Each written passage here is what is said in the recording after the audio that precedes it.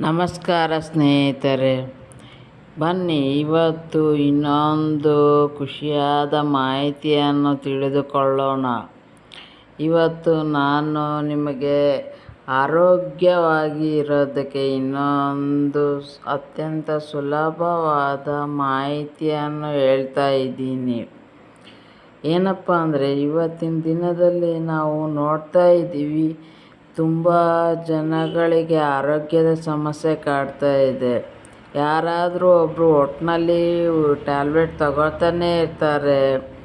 ಯಾಕಪ್ಪ ಅಂದರೆ ಹಿಂದಿನ ಕಾಲದಲ್ಲಿ ಹಂಗಿರಲಿಲ್ಲ. 30-40 ವರ್ಷದ ಕೆಳಗಡೆ ಅವರೇ ಮನೆಯಲ್ಲಿ ಎಲ್ಲ ಕೆಲಸ ಮಾಡ್ಕೊತ ಇದ್ದರು.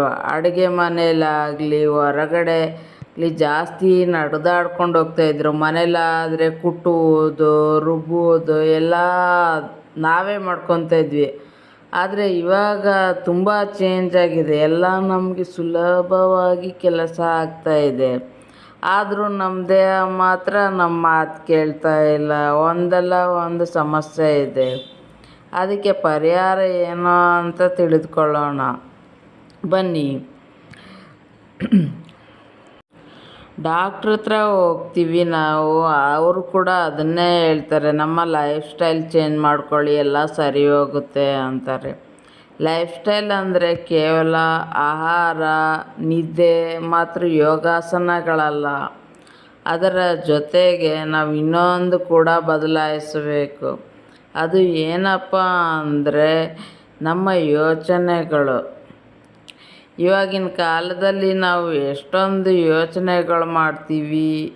ಆ ಯೋಚನೆಗಳು ಎಷ್ಟು ಗುಣಮಟ್ಟದವು ಅಂತ ಒಮ್ಮೆ ಪರೀಕ್ಷಿಸಿ ನೋಡಬೇಕು ನಮ್ಮೊಳಗೆ ನಾವು. ಆವಾಗ ನಮಗೆ ಗೊತ್ತಾಗುತ್ತೆ ಏನೇನು ನಮ್ಮ ದೇಹ ಆರೋಗ್ಯವಾಗಿದೆಯೋ ಅನಾರೋಗ್ಯವಾಗಿದೆಯೋ ಅಂತ. ನಾವು ಮಾಡುವ ಯೋಚನೆಗಳು ಯಾವಾಗಲೂ ಸಕಾರಾತ್ಮಕವಾಗಿದ್ದರೆ ಅದು ನಮ್ಮ ದೇಹಕ್ಕೆ ಶಕ್ತಿಯನ್ನು ಕೊಡುತ್ತೆ. ಅದೇ ನಕಾರಾತ್ಮಕ ಯೋಚನೆಗಳನ್ನು ಮಾಡಿದರೆ ಅದು ನಮ್ಮ ಶಕ್ತಿಯನ್ನು ಕಡಿಮೆ ಮಾಡುತ್ತೆ. ಅದರಿಂದ ನಮಗೆ ಅನಾರೋಗ್ಯ ಸಮಸ್ಯೆಗಳು ಜಾಸ್ತಿ ಆಗ್ತಾ ಹೋಗ್ತವೆ. ನಿಮಗೆ ಸಿಂಪಲ್ಲಾಗಿ ಒಂದು ಉದಾಹರಣೆ ಕೊಡ್ತೀನಿ. ಬೆಳಿಗ್ಗೆ ಆಫೀಸಿಗೆ ಹೋಗ್ತಾ ಇರ್ತೀವಿ. ಆದರೆ ನಮ್ಮ ತಲೆಯಲ್ಲಿ ಒಂದೇ ಇರುತ್ತೆ ಯೋಚನೆ, ಇವತ್ತು ಲೇಟ್ ಆಗುತ್ತೆ ಅಂತ. ಬೇಡ ಫ್ರೆಂಡ್ಸ್, ಅದನ್ನು ಬಿಟ್ಬಿಡೋಣ.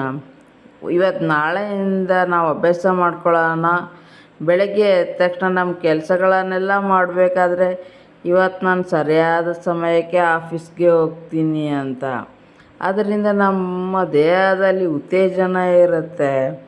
ನಾವು ಯೋಚನೆ ಮಾಡೋದು ಮೊದಲನೇ ಯೋಚನೆ ಇವತ್ತು ಲೇಟ್ ಆಗುತ್ತೆ ಅಂದರೆ ಆಗುವ ನಮ್ಮ ದೇಹದಲ್ಲಿ ಬದಲಾವಣೆ, ಮತ್ತು ಎರಡನೇ ಯೋಚನೆ ಇವತ್ತು ನಾನು ಸರಿಯಾದ ಸಮಯಕ್ಕೆ ಹೋಗುತ್ತೇನೆ ಅಂದ್ಕೊಂಡಾಗ ಆಗುವ ನಮ್ಮ ದೇಹದಲ್ಲಿ ಬದಲಾವಣೆ, ಅದೆರಡಕ್ಕೂ ತುಂಬ ವ್ಯತ್ಯಾಸ ಇದೆ ಫ್ರೆಂಡ್ಸ್.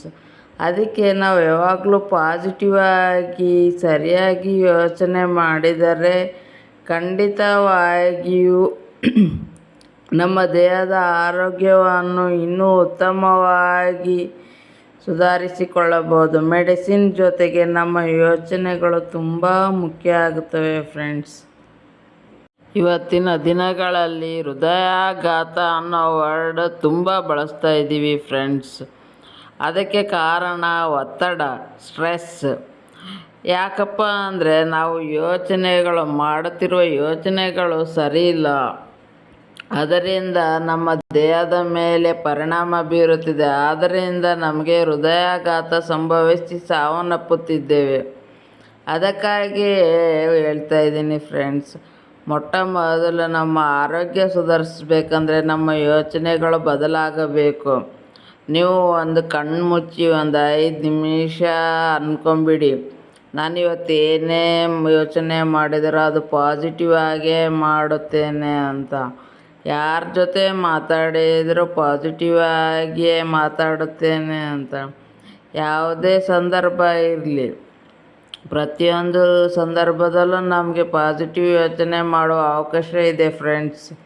ನನಗೆ ಬೆಳಗ್ಗೆ ಲೇಟ್ ಆಗುತ್ತೆ ಅನ್ನೋ ಬದಲು ನಾವು ಸಿಂಪಲ್ಲಾಗಿ ಇವತ್ತು ಸರಿಯಾಗಿ ಹೋಗ್ತೀನಿ ಆಫೀಸ್ಗೆ ಅಂದ್ಕೊಂಡ್ರೆ ನಮ್ಮ ದೇಹಕ್ಕೆ ಆ ಶಕ್ತಿ ಉತ್ತೇಜನ ದೊರೆಯುತ್ತದೆ. ಅದರಿಂದ ನಾವು ಆಫೀಸ್ಗೆ ಸರಿಯಾಗಿ ಹೋಗಲು ಸಾಧ್ಯವಾಗುತ್ತದೆ. ಇದೇ ರೀತಿ ನೀವು ಮುಂದೆ ಬರುವ ಪ್ರತಿಯೊಂದು ಸಂದರ್ಭದಲ್ಲಿ ದಿನದಿಂದ ಬೆಳಗ್ಗೆಯಿಂದ ರಾತ್ರಿವರೆಗೆ ಯಾವುದೇ ಸಂದರ್ಭದಲ್ಲೂ ಪಾಸಿಟಿವ್ ಆಗೇ ಇರಿ. ಅದರಿಂದ ನಿಮ್ಮ ಮನಸ್ಸು ಹಗುರವಾಗಿರುತ್ತದೆ, ಆರೋಗ್ಯ ಅತ್ಯುತ್ತಮವಾಗಿರುತ್ತದೆ ಮತ್ತು ಮೆಡಿಸಿನ್ಗಳು ಕೂಡ ಅವಶ್ಯಕತೆ ಆಗಿರೋದಿಲ್ಲ. ರೋಗಗಳು ಕೂಡ ಕಡಿಮೆ ಆಗುತ್ತವೆ. ಸ್ವಲ್ಪ ದಿನ ಆಗಿದ ಮೇಲೆ ರೋಗಗಳೇ ಇರುವುದಿಲ್ಲ. ಶುಭವಾಗಲಿ. ಧನ್ಯವಾದಗಳು.